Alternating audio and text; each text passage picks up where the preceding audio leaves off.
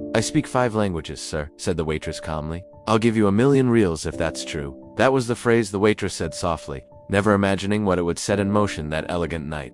The millionaire let out a laugh that sliced through the air, like a blade cutting across the golden ballroom. Look at her, he shouted. The waitress kneels before me and says she speaks 5 languages. He roared with laughter, and the guests followed, mixing luxury and humiliation under the golden lights. The waitress held the tray with trembling hands. No one knew her name, her story, or her struggle. No one imagined how much she had learned just to survive. They only saw the waitress who served their wine in silence, cleaning the floor where they spilled their arrogance. That night, the woman everyone despised would show that knowledge, too, can wear a humble face. But no, absolutely no one was prepared to hear her. The ballroom lights gleamed brighter than necessary, as if trying to expose the shame floating in the air. Laughter still echoed between the crystal glasses and champagne flutes. Nayara, the waitress, stood frozen, her heart pounding hard. Whispers moved across the room like a warm current of curiosity and disdain.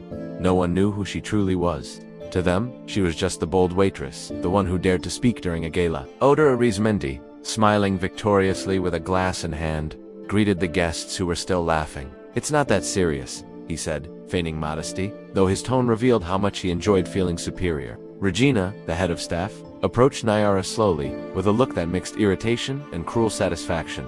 Pick up the glasses from the main table, please, and do it before the photos begin. All right.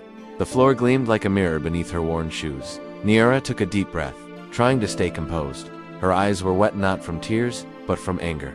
That burning kind of anger you feel when you swallow your pride just to keep from exploding. She lowered her head, took the tray carefully, while the conversations continued, each laugh reminding her of her place in that world. The invisible corner of the ballroom where no one looked, Valentina Arizmendi, the millionaire's daughter, watched in silence. Dressed in deep blue, she hid her discomfort behind polite smiles.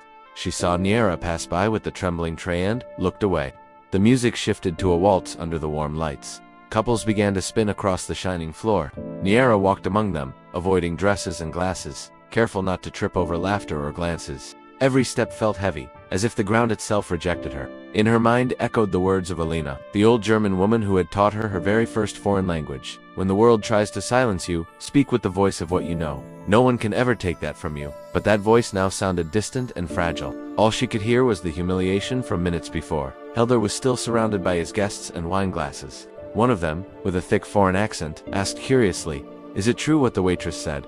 Does she really speak 5 languages?" Helder nearly choked from laughing so hard. "Oh please, she can barely speak Portuguese properly." Laughter filled the golden air once again. Regina glanced coldly toward Nayara at the back of the room, making sure the waitress heard every word. And Nayara heard. She pressed her lips tightly. She set the glasses down.